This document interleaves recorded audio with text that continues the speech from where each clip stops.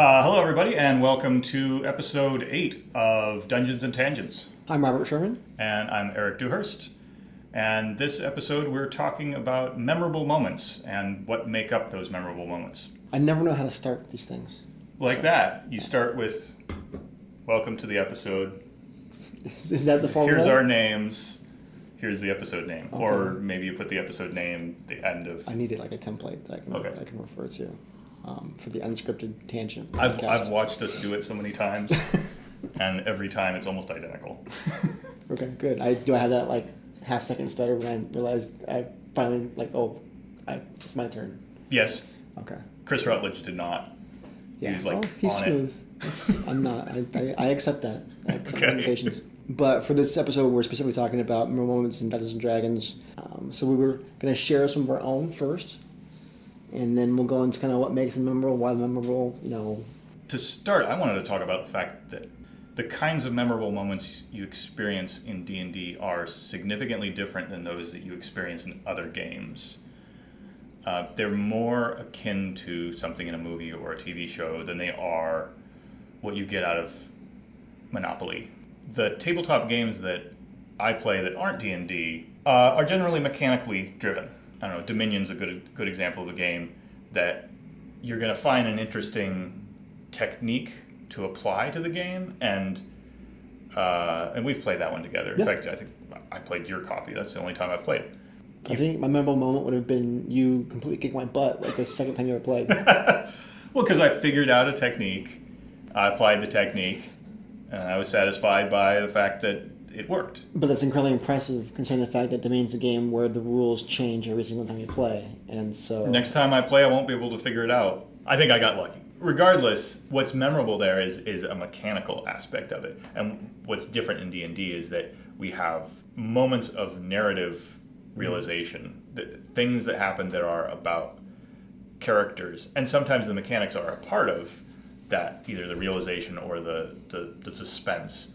But you don't have that in Candyland or Monopoly. You might have fun playing those games, but they're not as dynamic because the enjoyment that you get out of them and the moments that you remember are probably more about the people you were with than they are about how the game facilitated the memorable moment.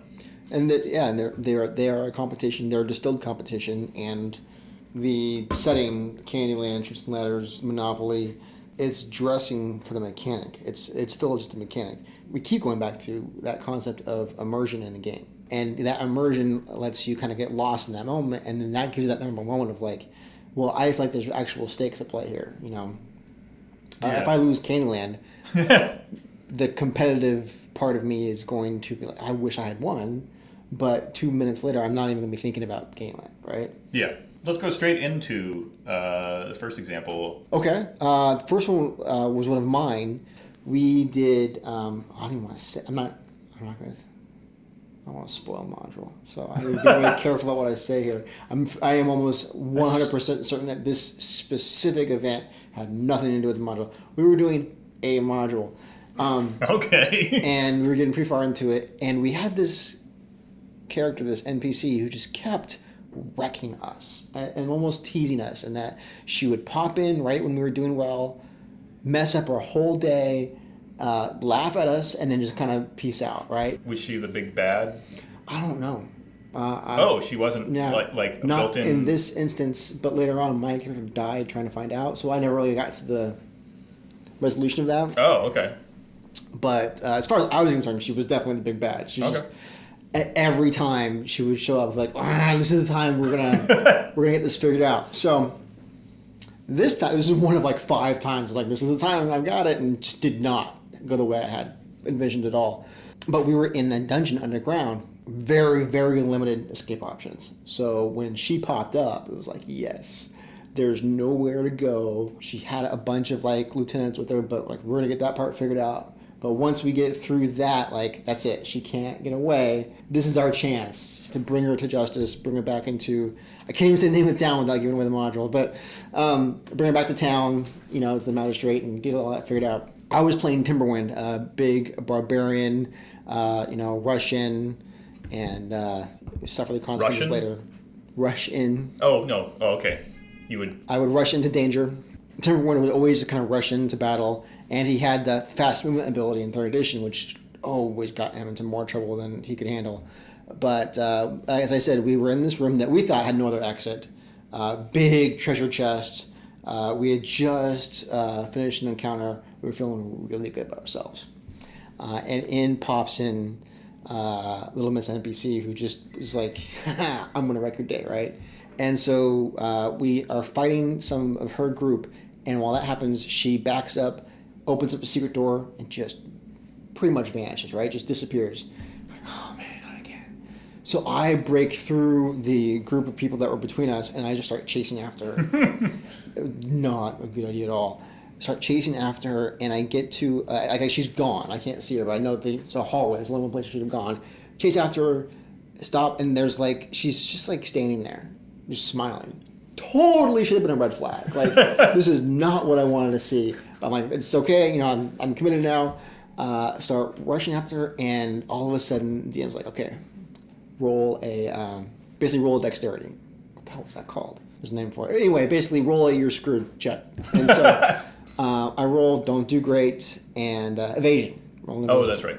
So all of a sudden, you hear a loud metal scraping noise from the ceiling. A portcullis drops down. I had to then roll another check to see on which side I was caught on. The side with her, and then once the drop, I found out she had like 2 or 3 other guys with her that were going to mess me up, or on the side with my party, and then she would get away. And I rolled a 1. I'm pretty sure I fumbled. And so it's all right.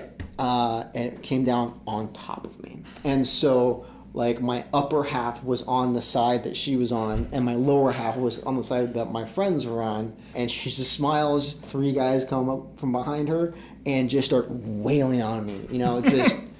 And I'm a barbarian. I was like 4th or 5th level at this point. I had huge just pile of hit points. I'm like, don't worry about it. I got this. And he was like, are you sure? Like, I got this. You know, I'm grabbing the iron bars as portcullis as these, like, I think they were like half hours, just wailing on me. And I'm rolling these strength checks, and it's not happening. And turn goes by. I'm like, you know what? Maybe I don't got this. And we had one other barbarian in the party. And this whole time, he's looting that chest in that other room. Completely oblivious. I would love to say role-playing, but just, you know, saw an opportunity to be the only person with that chest. And so finally we had to have one of the party members run back, grab him, come back, and between the 2 of us, we were able to get this portal up, and then they just pulled me through back to our side and saved me. And I was like maybe 1 or 2 hits away from being unconscious at that point. I had just a handful of hit points left. That was a stressful night. What do you think made that memorable beyond... There's 2 things that immediately come to mind about why it's memorable. One, I was convinced I knew how this was going to play out, and in a moment, things completely turned on me. And the other one was I felt a genuine sense of risk in a character that I had invested a bunch of time in. I had put a bunch of time in Timberwind. He had multi-classed, and I had put in like this big backstory for why he multi-classed. I had put more work in Timberwind than I put in a character in a long, long time. I was convinced I was gonna prove my worth to the party and like have the shining moments, and I barely was saved because I went off on my own and I tried to do something. I didn't stick with the party. You know, I didn't do what I was supposed to do, basically. I did what Timberwind would have done, you know, as far as being an idiot, But, you know, there's risk in every encounter. You could have gone into an encounter with random creatures of some sort, and your character would have been in just as much mortal damage. And it could have been anybody else could have shown up, right? But this particular NPC had antagonized us over and over. If it had been the first encounter, I'd be like, oh, okay, great. Who is she, right? But she was this like really evil NPC that was causing all kinds of mayhem.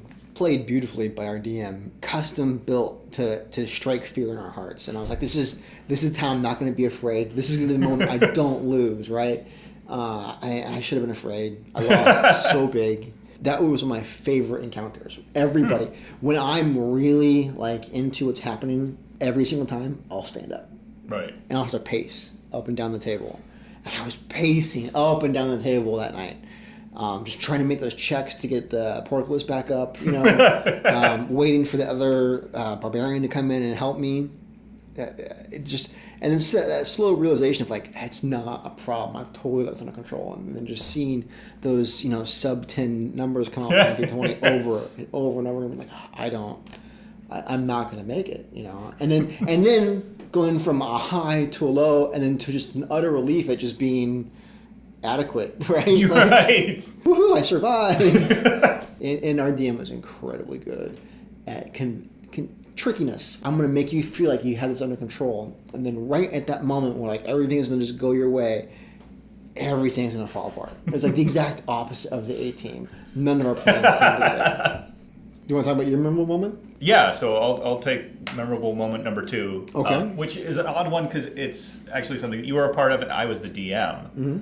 It was the first time I was running a game with our flex group, so it was a ragtag set of people. It was a random set of people who had just either created their characters or pulled out pre-made characters to play. I'd written this encounter as a one-night encounter. Like, you would go to the tavern, talk to this one person, go do the mission, and be done by the end of the night. Everybody's sitting in a tavern, and this woman walks up to them and says, "Hi, I'm Imowen." I ripped that name off from, I think it was Baldur's Gate. She says, "Hey, I need help. I have been hired to return this priestess's daughter to her.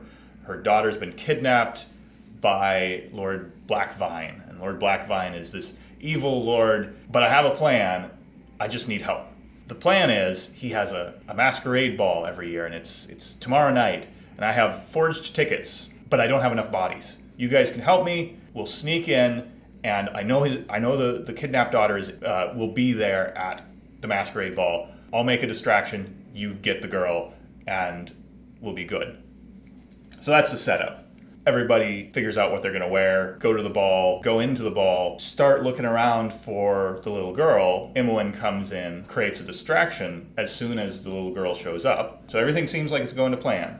Like, the little girl shows up, Imowen springs her trap, which is summoning a creature that scares everybody in the party. The masquerade ball becomes a bedlam. There's chaos everywhere, and people are running out of this giant manor. As all of this bedlam is happening, surprisingly, the players are just as confused. And I move Imowen, like I take her miniature and I take her off the mat. And one player in the whole room, there's like 7 people playing that night. One person actually saw me take the miniature off the map. Mm-hmm. And so I just took an aside with her as everybody's talking about, okay, what do we do? And I'm like, Imowen's headed up the stairs. Thankfully, everybody kind of played along with this. Like, even though I told her and other people kind of heard what was going on, but everybody played along and like didn't metagame it. So she chases Imowen up the stairs because, like, curious what's going on. Why is she going somewhere else within this manor? There's no reason for that. She gets upstairs and finds out that, well, I should play this concurrently because it was a lot of things happening all at once. One of the things happening was that downstairs your character was trying to get the girl. Mm-hmm. You went up to the girl. I think you got hit by the creature that was summoned. I did. I got stung. Yeah. It almost dropped me right then and there. Yep. You reached out to get the girl, and like the chief of the guards or whatever shooed you away, and you got a very distinct impression at the moment that you were trying to save her. She was, in fact, Lord Blackvine's daughter. Right. And this epiphany that we probably weren't rescuing anybody. Right. We were probably committing half a dozen different crimes. At that point, I think I already hit somebody with a serving tray. Yes. Who didn't deserve it. I later found out. Felt bad about that. Kept the tray, but I felt bad about it. You're also dressed as a jester. Yeah, which there was this moment of like, oh, we messed up real bad. Right. So you realized right at that moment you messed up. Crystal and her character realized something suspicious is going on, and she followed Imowen upstairs, and she finds out that Imowen is sneaking into Lord Blackvine's bedroom and into a vault behind his bedroom, and it all kind of clicks for everybody. Oh shit, we got duped. Yep. And that was really memorable for me as a DM because that is exactly what I wanted to have happen. As a DM, I know that 80 to 90% of the time, I'm going to set up the players and I'm going to set up the setting, and things are going to go the way they're going to go, and I don't have a whole lot of control over that. I know how to play the parts of everything, but the way that the players and the player characters interact with the setting has more to do with the outcome than what I'm doing as a DM. So I was very proud of the fact that I was able to set up the setting and convince everybody of the world and the lie that was Imowen's double cross so convincingly that everybody just played along with what she told them was the truth, and it felt exactly like a TV show. Coincidentally, I stole the entire thing from a TV show, which was also, like, it was kind of gratifying to be able to lift a plot from a TV show. It happened to be an episode of Angel. Just being able to lift a plot from a TV show, put it in the place of a D&D game, and have it work exactly as expected. That blew my mind. Hopefully it was memorable for you guys. It was. I assume so. It was memorable for me. I think it was very similar in the other example in that there was this moment where, you know, your perception of things changed. We went into that situation with this very powerful self-righteousness. We are going to punish the bad guys. We're going to save, you know, the kid and all that. And then there's this moment like, oh shit, we're not the good guys. We're the bad guys. And we've done like, we crashed somebody's party. We stole some things. I hit the guard. You're attempting to kidnap. We murdered the shit out of the people in the stable to get our getaway horse, and everyone here is innocent. No. You did end up killing the actual thief. Well, that was later. That was later. We went and everyone saw us coming. Like they were just like, oh look, a bunch of first level characters. They're perfect. Look at them, so new and trusting.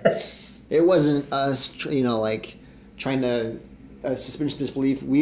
I'm convinced every single player walked into that wholeheartedly believing we were the good guys. This was a good thing that we were doing. It helped a lot that not many people had played with me before, and I had completely changed the way that I was thinking about how to play game, how to be a DM at that point, because I was thinking about how do I throw a twist into every session. And then from then on, you guys didn't trust me because there were twists in every session. The one downfall was that we never trusted anybody you put in front of us after that. I had to earn trust thereafter. So the third moment that we said was something from the D&D 5th edition starter set, the Mine of Phandelver. And this was a completely random encounter, so we're not spoiling anything, so you guys know. I was running the game. Yeah, you were running the game. I was playing. You acquired a goblin sidekick. Yeah, Droop's the name of the character. Droop, yes. Was Droop always was it a part of the module? Droop was in there, but what happened with him? No. I mean, what happened was very unique to your situation. So what happened was you were traveling at night. I forget where you were traveling to. We had a new player who just joined us, Michael. Oh, that's right. And Michael and I share a passion for all things tactical. So Michael had a specific idea of how our camp should be set up. Right. It worked out very well. So night passes and we roll and there's a random encounter. And just to kind of set up for you, there's a mound of earth separating the campsite from the road, so people from the road couldn't see the fire. There was a tree, and then the fire, and we were kind of between the fire and the mountain, so you could see what was coming at you, right? Yeah. And then Droop was sleeping in the tree. Sleeping in the tree because one of the characters had pretty much adopted Droop. Yeah, and they were sleeping under the tree. They constantly had to be around Droop. I'm pretty sure Michael wanted to kill Droop. So they were protecting him from Michael's character. Michael's character, his preferred enemy, I believe, was goblins. And Droop was a goblin. Also, Droop constantly stole his shit. Right. So he'd constantly walk around just flipping something that belonged to Michael's character, and I was messing with him nonstop with that. It was a lot of fun. Amber's character is down there, wakes up. Michael, somebody's here, walks around the camp, starts waking everybody up. Not knowing what's happening, you can only kind of see vague shapes and hear some sounds, right? Because the way we played it was the fire only lit up so much space in the encounter, and then you can hear creatures out there coming, circling the fire, trying to get to the party without being seen. But the first thing Amber does is wake up and grabs like a stick or maybe a quarterstaff and starts poking the tree where Droop is. Like, hey, hurry up, hurry up. Droop is super like non-compliant. Yeah. So Droop doesn't wake up. And so she's just poking up in the tree in the darkness, trying to get him to come down. And finally she can't mess around anymore. She's got to... Right. There are arrows incoming at that point. Yeah, that's right. There were. And Michael had the great idea of lighting arrows and shooting them out. That was me. Oh, was that you? Yeah. And creating the pockets of light. Yeah. And so we started drawing this out, and then we draw it, and then you would light up a 4 square area, and then you would see this creature just scurry away from that. Right.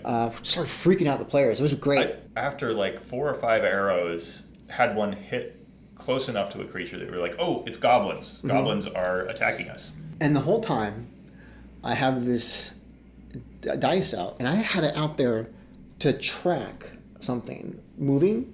Yeah. But at some point, somebody got the idea that the number that I had facing up meant something. I thought this was like a boss of some sort. That was when I thought, this isn't a random encounter. This has got to be part of the plot, because this is too well thought through, and there's too much going on. And so what happens is you see this die out there moving around in the darkness, and all of a sudden these goblins start dropping. And we didn't even know the goblins were dropping. Well, what would happen was you and Michael, I think it was, had an idea of where they were. Yeah, I guess we did. So you would see it scurry out, and then so what you would do is you would fire the arrow where you thought it went to, and when the arrow got there, there'd just be a dead goblin. That's right. So at some point between the first arrow and the second arrow, something had killed that goblin. And I think Michael at one point goes, oh shit, they're not coming at us. They're running from something else. Which didn't even occur to me. But I was like, yeah, let's run with that. That sounds great. That's terrifying. Let's do that. And everybody starts moving in. And finally, this last goblin kind of walks out into the camp lot, the firelight, right? Yeah. And stumbling, and he just pitches forward with like daggers just sticking out of his back. And then you hear this movement. And then out of the darkness comes this goblin just covered in blood. Daggers in each hand. Everybody's freaked out, and then people realize it's Droop. Right. Well, we knew it was Droop because Droop was wearing Amber's eye patch that she stole from one of the red brands. So the reason why he hadn't woken up is because he had heard the goblins coming in. He knew how goblins fight, that they were sneaky and kind of cowardly and would only fight in the darkness and all that. And Droop was not strong. Droop did not have many hit points at all. He had an amazing stealth check. And he could sneak attack the crap out of people. And so he just, all they saw was a goblin, so that if they did see him, they would think that he was part of their group. Right. But they were so focused on the group and then the firelight that he just circled around the back, came up behind them, and sneak attacked them one by one by one. And by the time they started to figure out what was happening, it was too late. We killed, like, maybe a third of the goblins, and Droop killed the rest. I thought it was memorable because nobody even guessed that Droop was a part of this. We just were like, Droop's a fucking idiot up in the tree, asleep. Mm-hmm. Absolutely convinced that he was asleep in the tree because, like you said, his character was non-compliant. I mean, metagaming it a little bit. Why would you want to run another character when you're already running a random encounter? Just put him on the shelf and not deal with him. That simplifies the whole encounter. Like, that's what I'd do as a lazy DM. Mm-hmm. I was absolutely convinced that Droop was not a part of this. I don't think it was until the very moment you said that it was Droop that I knew it was Droop. So it was really? It was the big reveal was a big reveal to me. I was convinced people were gonna figure it out. So I was like, I had to pressure Amber with incoming arrows.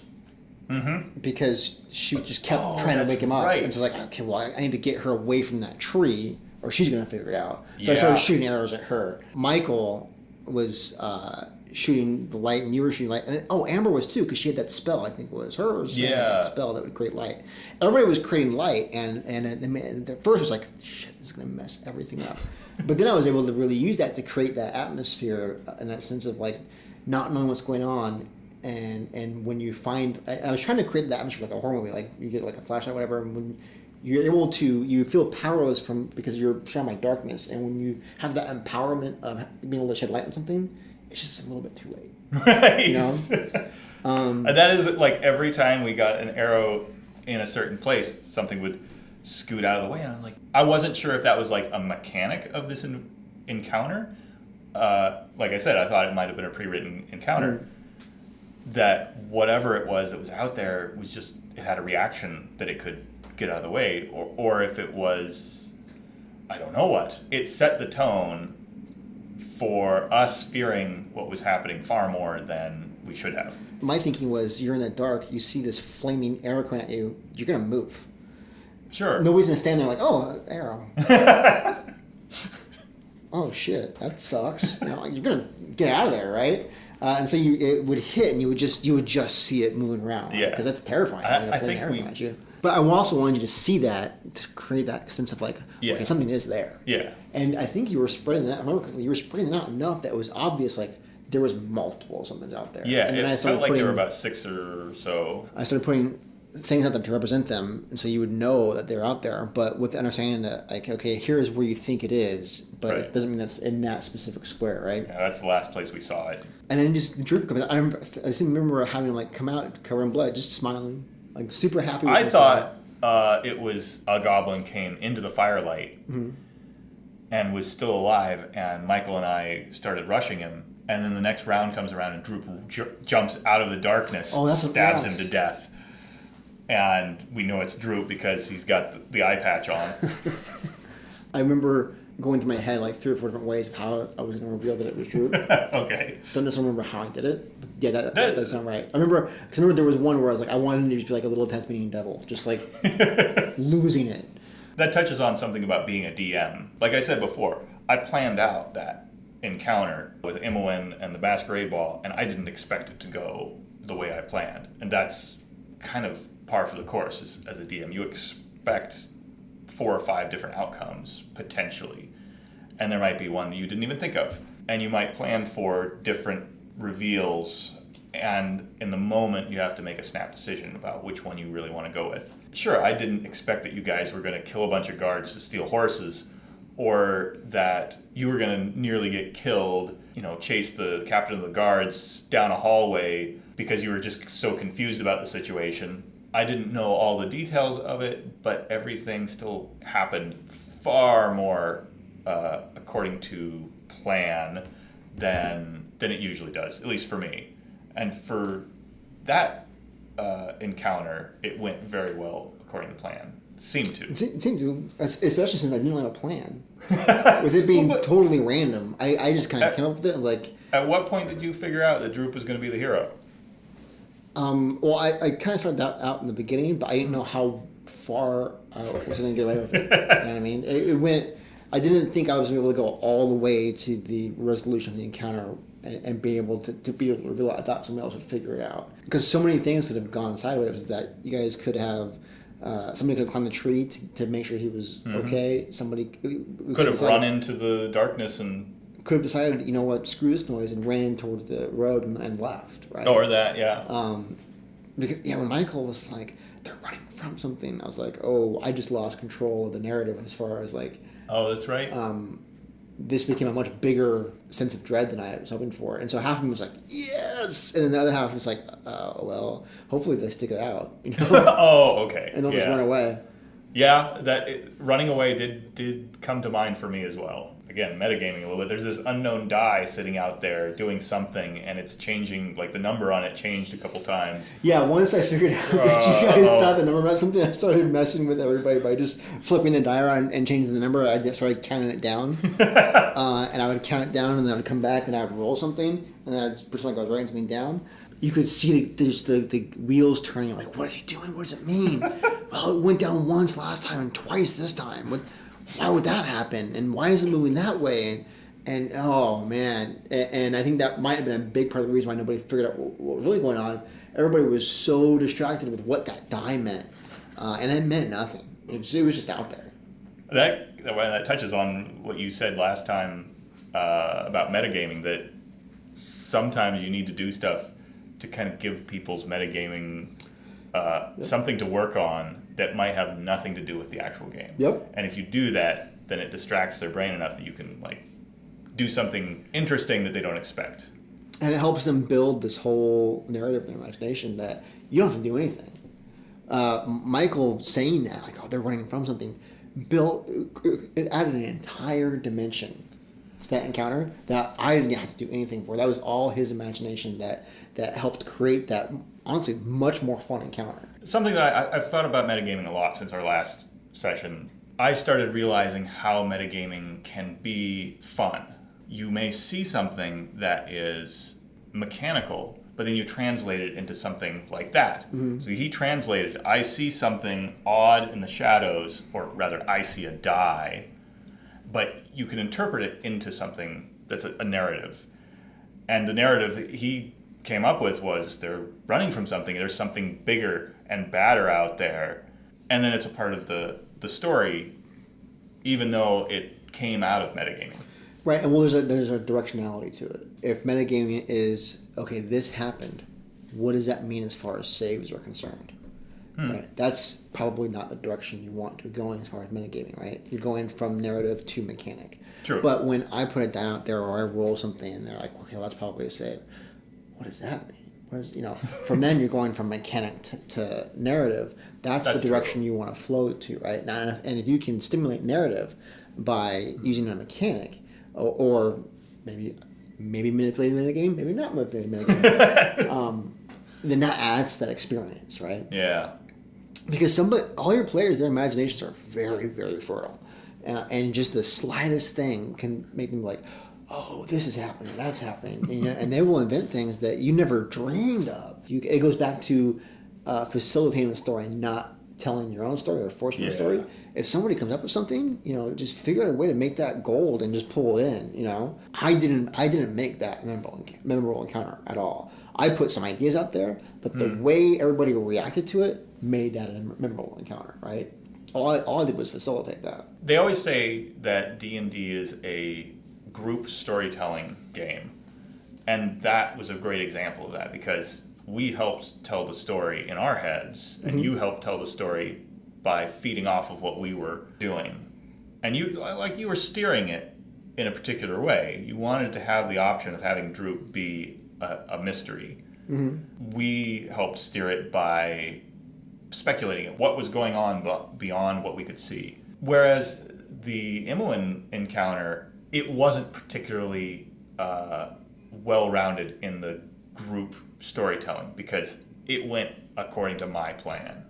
Everything that happened fit into my expectations as a DM. I'm fairly certain I went home that night and I texted you and I said that's one of the single most fun times I've ever had playing D&D before. We picked this topic a couple days ago, and I've been thinking about it ever since, and thinking, what is it that makes up the most memorable encounters? And then I started thinking about, well, in movies and TV, you have the same moments that you remember. When Gandalf stops the Balrog, you remember that because something big happens there, and something you didn't expect. You don't expect Gandalf to die, but... Spoilers.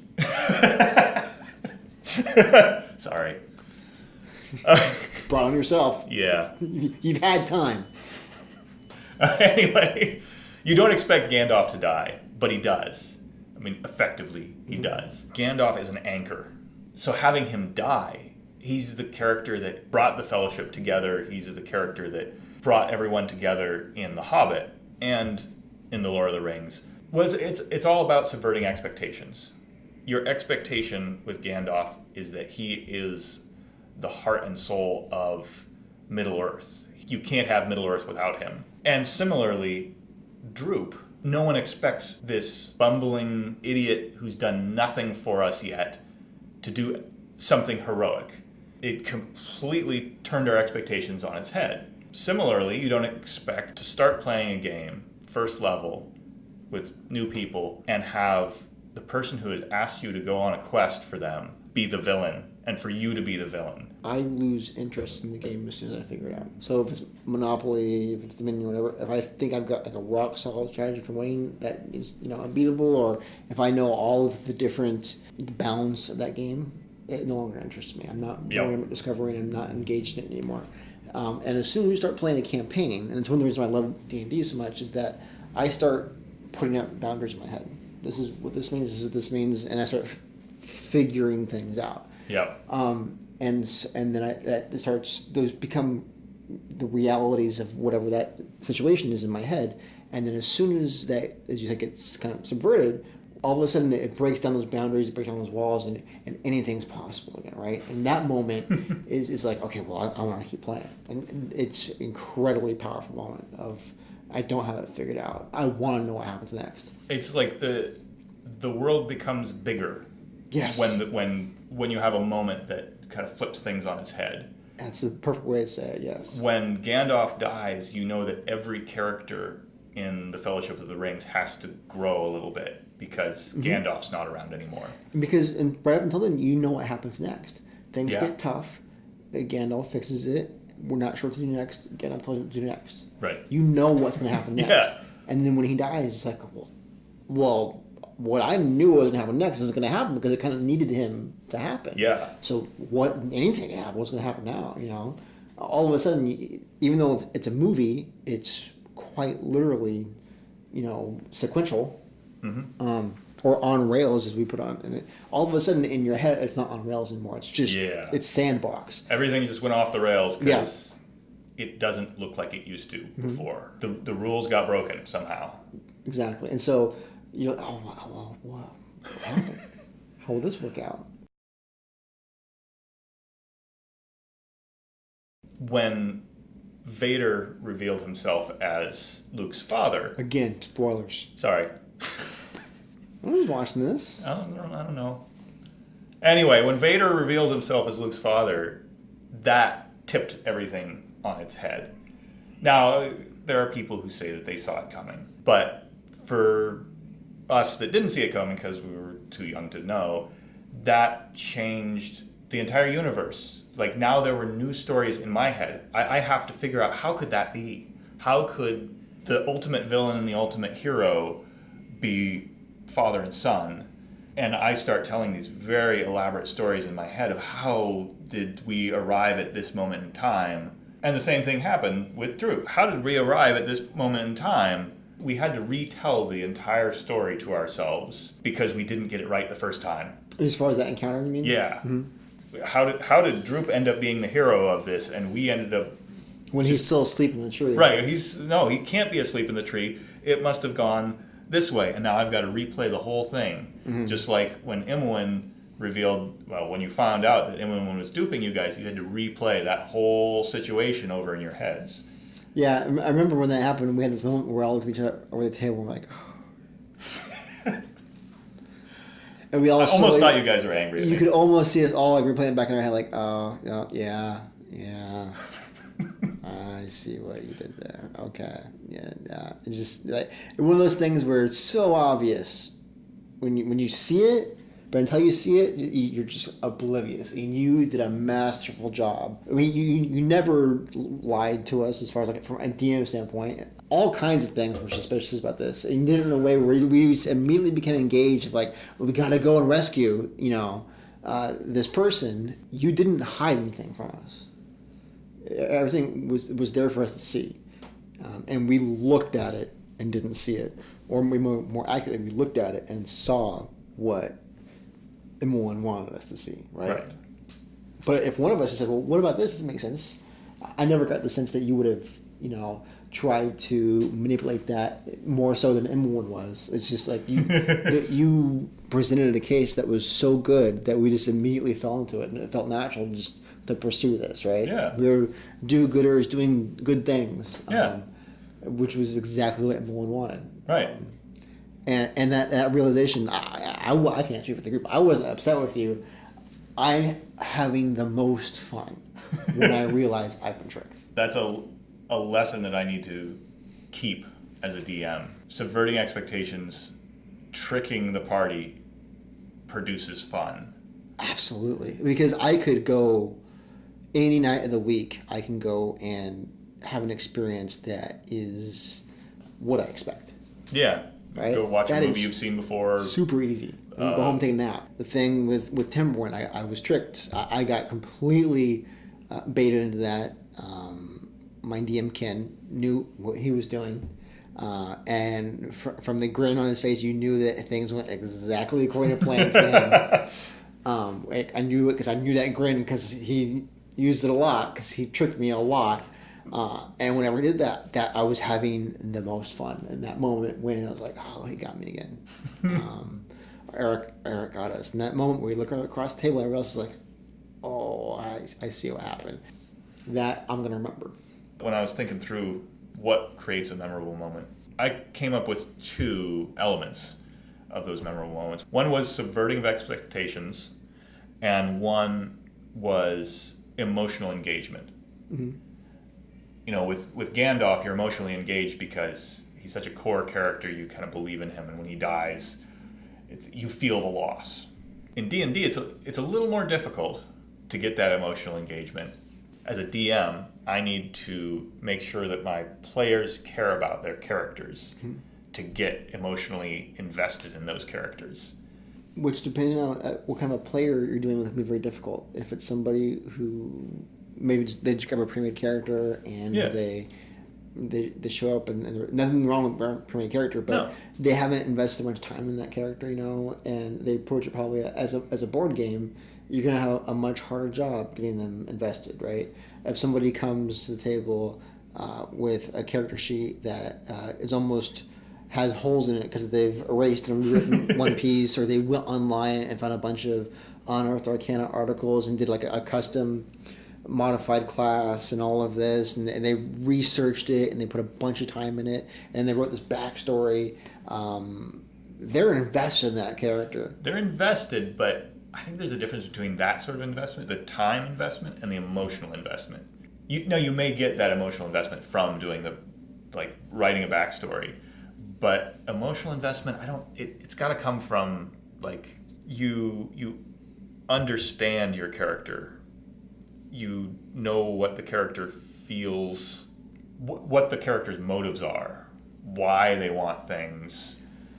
That's a good point. And if you spend 2 days on a character, which I've done before, like building them up for a game that you're going to play, you will feel like you know that character. Because you will put a lot of work on that character. But you won't actually know that character until you've had it interact with other players, other characters, other creatures, and you had to make decisions, right? Yeah.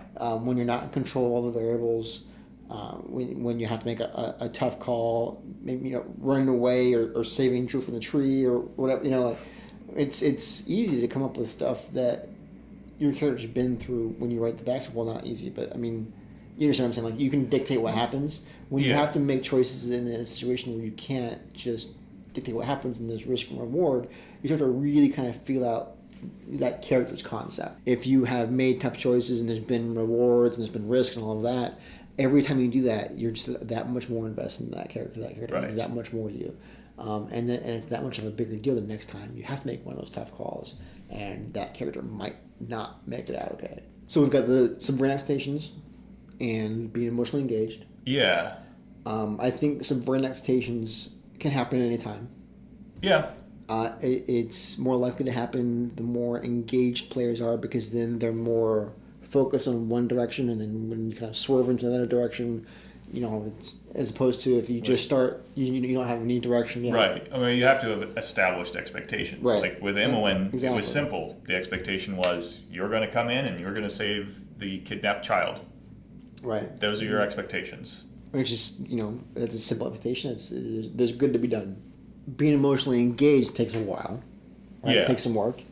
It takes some experience, as far as not as a player, but experience for that character. You have to experience that character, playing them. And then the other thing I think is the perception of risk. And I think that you can't really have that without having that engagement. I don't feel like the Droop encounter there was a perception of risk, and that was an element of it. The mystery and the reveal of the mystery, that was what made that interesting. With Imoen, that was the first day that everybody had played the game, but I felt like everybody was emotionally invested. Well, there's other things other than your character dying. My main concern throughout that encounter, I got stung by it was an imp. I almost died. I didn't feel there. I mean, I felt risk there, but the major risk that I felt throughout that encounter, as soon as that swerve of direction happened was our reputation. Right. Our character reputation was going to suffer. I assume the thought process is, we're going to go in, we're going to go do good, we're going to leave, we're going to get rewarded. Simple, very well established trope of D&D. Go in, do good, leave, get rewarded. Mm-hmm. Instead, it was go in, try to do good, find out you're doing bad, figure out how you get yourself out of this situation. Right. Because when we went in there, the stakes were a life. Once that realization came upon us, like, okay, well, there's nothing at risk here when we got here. There was nothing going on, right? Mm-hmm. But now the actions we've taken, now our reputation, our livelihood, or our freedom is at risk, right? So nobody's going to die, or nobody's being abducted or anything like that. Now that we understand what's really happening, do we let it happen? As far as the robbery that was happening, do we stop it? Can we? Is there a way to do this and make people understand that we're not the bad guys? And then there's what actually happened. You ended up being the robbers anyway. There's a lot of interpretation there as far as what happened. Okay, there's a lot of cooks in that kitchen. A lot of different things going on. So at the end of that encounter, Crystal found Imowen stealing treasure from the Lord, took down Imowen, thought she killed her, and dumped all the treasure in her bag, jumped out a window, and escaped on the horses that's that was stolen. That's the actions of one character. You can't blame, you certainly can't blame Erik and Michaela's character for that. No. Because they were busy murdering other people. They were under the understanding that they were doing good, and they just needed to establish. They needed to figure out how to escape the situation, and they were doing a good job of doing it. All of our characters learned a lot about who they were that night, and who they weren't. We were not the good guys at all in that encounter. We went in there with the best of intentions, and we came out of there just kind of like traumatized from our own actions. But it was one set of risks traded for another set of risks. It was the risk of being stopped from doing good to the risk of being killed or imprisoned, and also stopping the person who duped us. Right? Yeah. At one point, it was a very palpable moment of like, okay, well, Imowen's got to pay for this, like, because she didn't just trick us. She didn't just use us to rob people, but she specifically set it up for us to take the fall. What was happening. Very publicly had us, basically try to rob a party. When the creature came in, it was invisible. Mm-hmm. So it looked like we were attacking the party, right? So it was beautifully set up to make us look as terrible as possible. It's interesting. It actually was mildly difficult to come up with memorable moments. But I do feel like the formula of D&D, the ability for the D&D to subvert expectations, the characters, you can get emotionally invested in them, and there's always risk. Like those three sides of the triangle of making a memorable moment, they're all a part of D&D, and they're all kind of built into D&D. And yet, it's not every game that I come out with something amazing. It takes effort. I would agree. I also think that there's a lot of things that, for me, if I was sitting down with some people that I played D&D with for 10 years, I'd have a bunch of moments that we could talk about. When we were trying to come up with moments for this, I came up with a couple and described them like, nobody who wasn't there will know what the hell I'm talking about. And I can't think of a way to describe it that would make this funny or interesting to somebody else. I think it's hilarious. Everybody else is looking like that makes no sense. Right. Or why would that be funny? Or, and it's like, well, but he was wearing ears. It was hilarious. Like, you're an idiot. No, really, if you had to be there, right? I guess the had to be there moments are... There's a lot of that. Because it's an inside joke game. You're hanging out with friends playing. It is. And how many times have you and I in the past year been playing, and you'll see me, or I've seen you. You do the same thing I do. I stand up. I will walk up and down. I might go and grab some snack or something, but like I'm trying to make my brain work by walking across the. It makes no sense, but I do it every time. How many times have we done that, or how many times have we just doubled over laughing, right? Where we're so engaged, and it's a communal experience of like we're all experiencing the same thing, and I could not describe that to somebody else, right? I wouldn't even know how to start. Almost every game of D&D, it's unique and memorable in itself, but to be able to have a a moment that's relatable to others. That's more unique.